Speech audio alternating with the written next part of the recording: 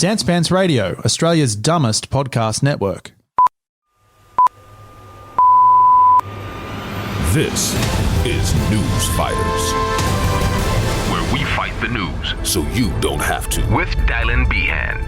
G'day everyone, welcome to Newsfighters. It's Wednesday, June the 2nd, 2021. Newsfighters, if you haven't listened to it before, is a hilarious news comedy podcast where I rip apart the big stories in Australian news, media and politics, and it's presented by me, former and current and legend eternal comedy video editor guy, Dylan Behan.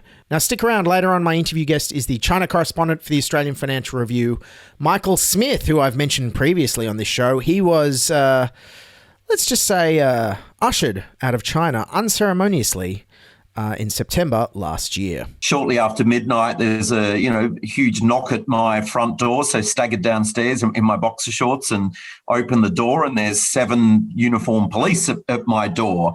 So when something like this happens in China, it's pretty daunting stuff.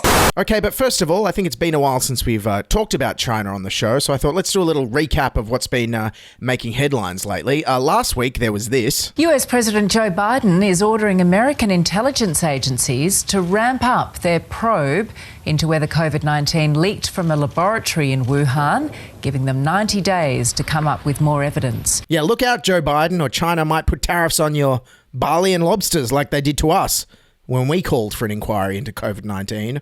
Or worse, you might hurt their feelings. A senior Chinese diplomat has accused Australia of hurting his country's feelings by demanding an investigation into the origins of the coronavirus. Also, in terms of China-Australia relations, this high-profile court case has been in the news. The trial of Australian writer Yang Henjun has begun in Beijing. Dr. Yang was arrested by Chinese authorities in January 2019 and was charged with espionage last October. Australia's ambassador to China was today turned away from a heavily guarded Beijing court where the espionage trial of an Australian Chinese blogger was set to get underway. Yes, China has arrested an Australian blogger, despite the fact nobody has even claimed to be a blogger since about 2008. It's a bit like arresting somebody for having a really bad MySpace profile. Why is Tom in your top 8? And do you really need that Bright Eyes song to prove you're an emo? Well, surely Yang Henjun, being a foreign citizen, meant he at least got a fair and open trial, right? Australia's repeatedly requested evidence of the charges levelled against him to no avail. The Foreign Minister has accused the Chinese government of shutting Australia out, calling for officials to be let into the courtroom. Chinese authorities have not provided any explanation or evidence for the charges facing Dr. Yang. The courts in China are subordinate to the Communist Party. That means the Communist Party in China controls the judiciary, and the conviction rate in Chinese courts is at 99%. Yes, a 99% conviction rate. I mean, Peter Dutton heard that and he's like, oh, how can I do this? I've got Twitter users who are mean to me. Can I put them on trial in Beijing? I'm Peter Dutton. China-Australia tensions have also been on the rise thanks to a lot of talk about war lately. One of Australia's top security bosses has warned our country should brace for the curse of war. In his Anzac message to staff, Home Affairs Secretary Michael Pizzullo declared the drums of war are beating louder. Home Affairs Secretary Mike Pizzullo's gone global for his comments in his Anzac Day address. In a world of perpetual tension and dread, the drums of war beat. Free nations again hear the beating drums. Yes, the drums of war are beating.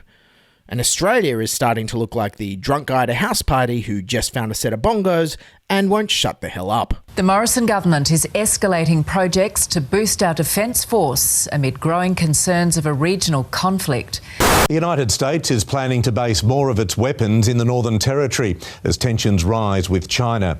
The government says the US alliance is vital to Australia's defence. The Morrison government is pouring $270 billion into defence over the next decade. To make sure that the Australian Defence Force is in the strongest possible position in a very uncertain time. It comes days after Defence Minister Peter Dutton said a war involving China over Taiwan should not be discounted. And it's not just a potential war over Taiwan that Peter Dutton's preparing for, he's also decided to wage a massive culture war against LGBTQI inclusive morning teas in his department. Defence Minister Peter Dutton has banned all dress-up events at Defence to stop his department from pursuing a woke agenda. Military personnel had been advised to wear rainbow clothing at a morning tea to mark the International Day against homophobia, biphobia, interphobia and transphobia. Yes, Peter Dutton has vowed to boost morale in the Defence Forces, and nothing boosts morale like banning pro-inclusivity events. China's hit back at Australia's loud and annoying drum solo. We urge certain individuals in Australia to shake off the Cold War mentality, stop making irresponsible remarks. Abiding by the One China principle is an important feature of China-Australia relations. But not to worry, our Prime Minister Scott Morrison has his head around the issues, especially Australia's support for the One China policy in regards to Taiwan. I repeat, the One China policy. Do we stand with Taiwan? We've always understood the one system, two countries arrangement, and we will continue to follow our policies there. So does that mean we stand with Taiwan? One country, two systems, I should say. Yeah. We stand with Taiwan? We always have stood for freedom in our part of the world. Look, to be fair, Scott Morrison had a little memory blank or a little slip of the tongue there. Appeared to mix up Taiwan and Hong Kong. Hong Kong, of course, being subject to the one country, two systems arrangement. So I'm sure Scott Morrison will just admit he's made a mistake and won't double down on it. You made a recent comment about Taiwan. You referred to it as one country, two systems.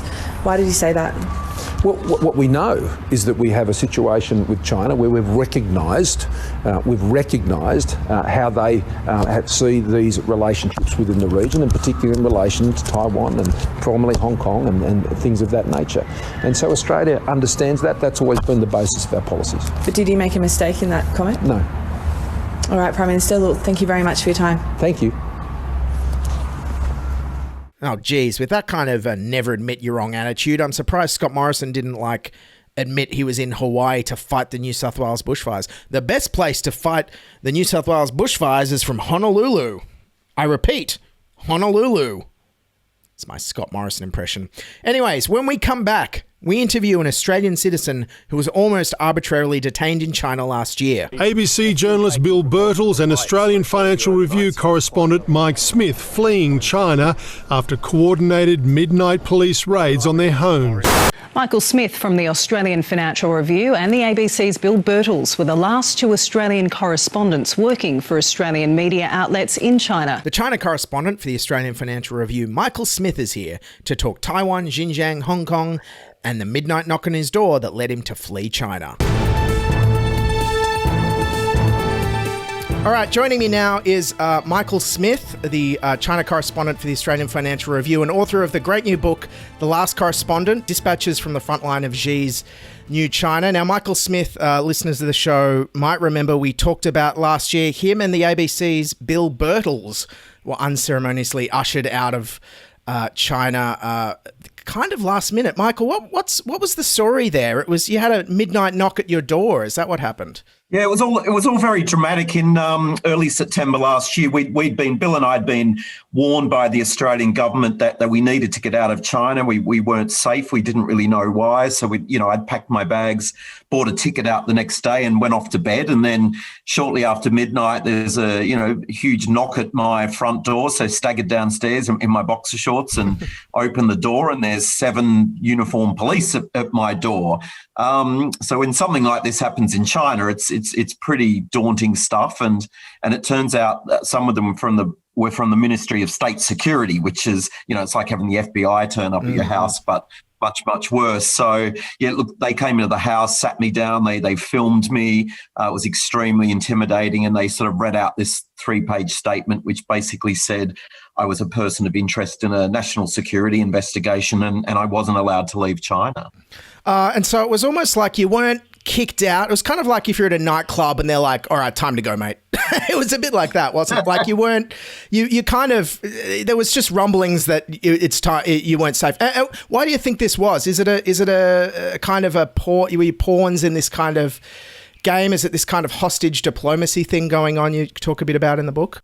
Yeah, we did. We just got totally sucked into, this diplomatic spat between Australia and China. And it turns out we didn't know this at the time, but ASIO had raided the homes of 4 Chinese journalists back in Sydney in June. Right.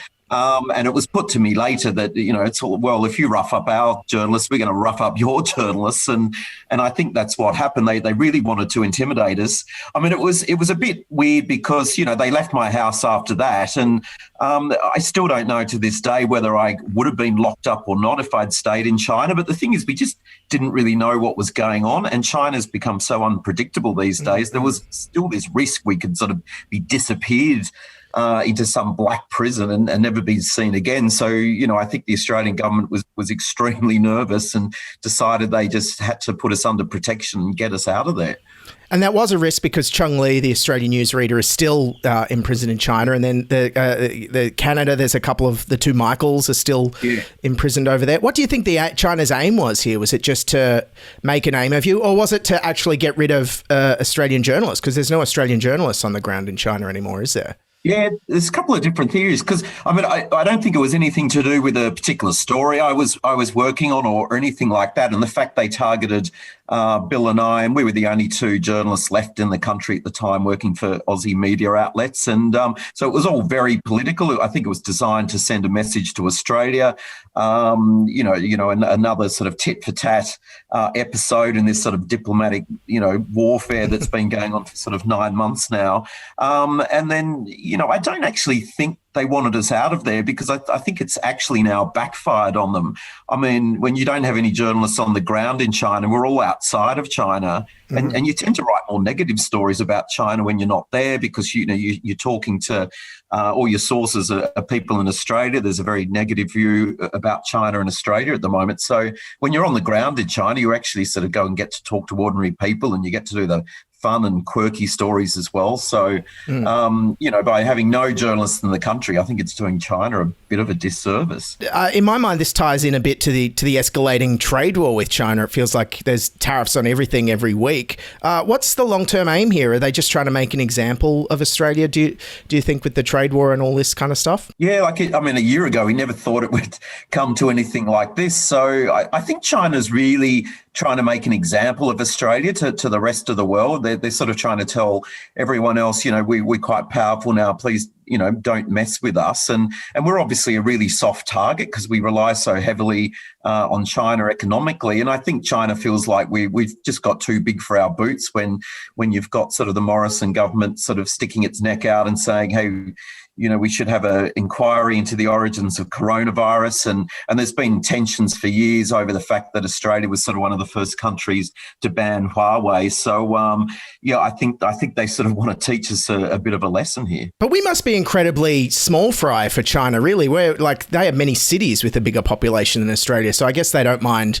flinging us around a little bit. No, that's right. There's the editor of this newspaper, this tabloid newspaper in China called the Global Times, which is very hawkish. I mean, he famously said last year, Australia's like that piece of gum you get on your shoe. It sort of just sticks there and it keeps being a little bit annoying, but eventually you just sort of scrape it off. So I think Australia's important to China. They do need our iron ore and a few other things, but I think they find us sort of quite annoying at the moment. Now, to your book, like I was just saying, if I'm a bit tired, it's because I was up late powering through it. I'm about 2/3 of the way through. It's a great read.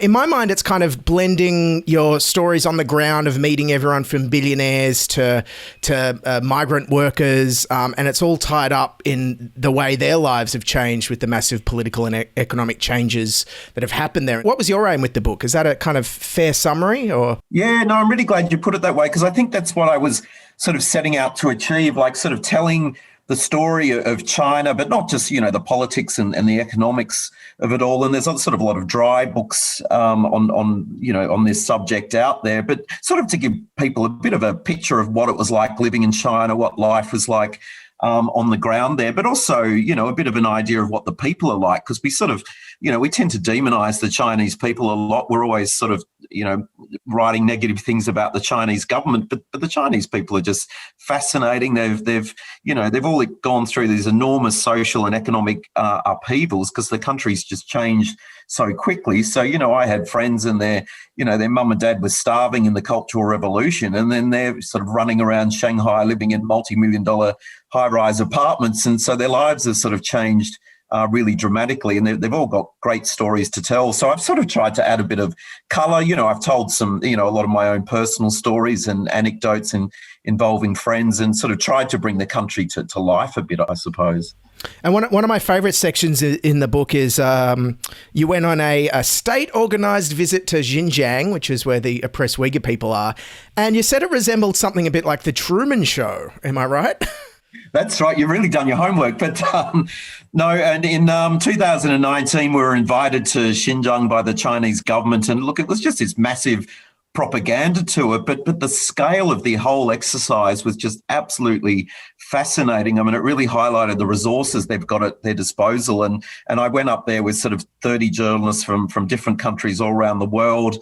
And it was sort of 10 days of singing and dancing Uyghurs. We went to 3 different cities, went to all these elaborate stage shows, and then we were taken out into the desert to what they told us was sort of vocational training centres. So they were sort of pretending, hey, these are the re-education camps that you guys write about, and they're all fake. I mean, they were just sort of, there were daffodils growing in the garden and people baking cookies, and we're allowed to interview all the Uyghur kids at these schools, but they all had really scripted answers. They were all just telling us how happy they were, and they were there voluntarily, and it was just, it was like the Truman Show. I mean, nothing seemed real.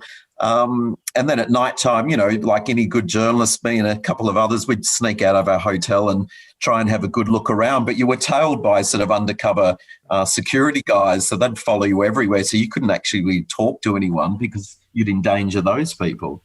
Were you a bit worried if you looked around a corner, there'd be like a stage manager with a headset on, smoking a cigarette, going, "Oh, not allowed here"? Like, was it? Did it feel like a movie set almost? It did. I mean, we went to a lot of factories, and we went to a couple of sort of textile factories, but they were so, I've been to a lot of factories in China, and so you know what a real factory is and what isn't, and they were just sort of so pristine, and it just felt like everything was a bit staged and everything was gleaming new, and it just didn't feel real. You've sort of got to go with your gut instinct sometimes. There was also, you gave a lot of fascinating insight into what it was like being a foreign correspondent in China. One of the bits I found interesting was you wrote a report on the National People's Congress, which you described, I think, fairly as a rubber stamp body, and you said President Xi was very kind of expressionless, and you got kind of rounded up for that by a diplomat or someone, didn't you? Did you have to explain to them kind of how this free press thing works?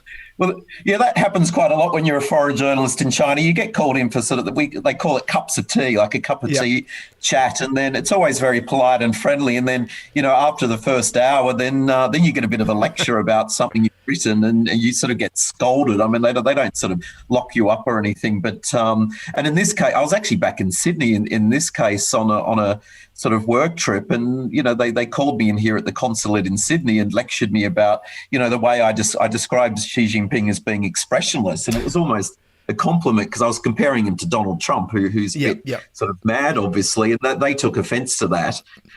So you sort of can't really sort of write anything that keeps them happy. And I think, they struggle to understand the idea of this free press. I mean, in China, the press is controlled by the government, and I think it's difficult for China to accept that sometimes. Now, just on Xi, do you view him as an expansionist? The view I'm getting from your book so far, 2/3 of the way through, is it feels like he's painted himself into a corner a little bit in terms of, you're saying his anti-corruption push has made a lot of enemies, so he can't really step down without making a lot of enemies. With Taiwan, do you think he now has painted himself into a corner where he sees this as the end game, that it has to be brought back into China? Yeah, I mean, I think there's an argument that she's changed the constitution so he can be president for life now, effectively, and there is a risk for him that if one day when he eventually steps down, he made a lot of enemies and people could come after him. But for the time being, he's got a really firm grip on power and he's not going anywhere. And the Taiwan issue is really interesting because China has long considered Taiwan part of its territory, and there is this sort of long-term reunification ambition for Taiwan, and it does want to bring Taiwan back into the fold eventually, but it's still a bit different than, say, Hong Kong, which was part of Chinese territory. And the problem for China now is, it does want to take Taiwan back, but whether it tries to do it immediately or bides its time and does it in a more peaceful manner in the next 10 years or so is another question. I mean, I think we're getting a bit worked up at the moment. There's a lot of sort of war talk around Taiwan, but there's actually no sign of an imminent invasion. I mean, there's sort of no sign they're getting the troops ready to go in. So I think we need to calm down a little bit. But I think she's very clever. I think he'll try and find a way to take control of the place without sort of going into a conflict one day. And, let's just hope that doesn't happen. Based on your coverage of the Taiwan election, though, I don't think the people of Taiwan are interested in this at all. Has she misread the room here? He doesn't just expect them to come home like kind of despondent teens coming home when they've run out of money or something, does he? Yeah.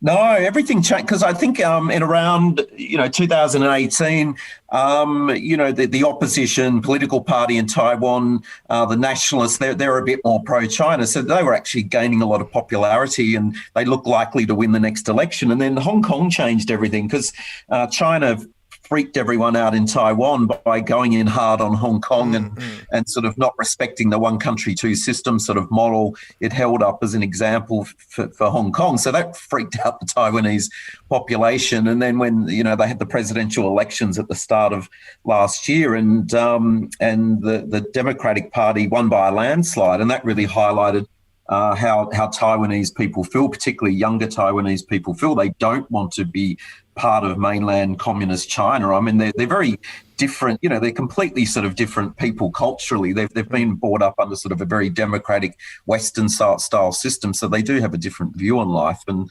I really don't think they want to be part of Xi Jinping's China at the moment. And you mentioned Hong Kong there, having lived in Hong Kong for quite a while. What's the mood on the ground? I assume you've still got friends there. What's the mood on the ground in Hong Kong, and what's the vibe going forward? Is everyone just kind of given up a little bit, or they're just like, this is how it is now, or is everyone just looking to flee to other countries? Yeah, it's pretty depressing, actually. Dylan, I think everyone's really given up. I mean, we had all those huge protests in 2019 and they've effectively been stamped out now. And China introduced these, very draconian national security laws. So anyone who tries to voice their protest is locked up. And I think the Hong Kong people, they either have to accept the situation. A lot of them are leaving. A lot of them who have passports are getting out of there. And every day you see China chipping away at currently its press freedom and the legal system. So it's sort of things have changed there really dramatically. And they're just accepting this is how it's going to be going forward. I guess there's no way they can get these laws repealed now, is there? Yeah, no, I think it's very difficult. And I think, the US and Australia and other countries objected to what was going on and sort of imposed these very superficial sanctions on China, but really it was pretty ineffective. And there doesn't seem to be any solution for Hong Kong unless things, dramatically changed in China. But I think, there's a lot of underlying dissatisfaction in Hong Kong, but I just can't see that sort of emerging into a big protest movement again. It's just too dangerous for everyone. Wow. Okay, so what's next for you? You're still the China correspondent for the Financial Review, but you're not in China. Is that correct? You're still on the China beat.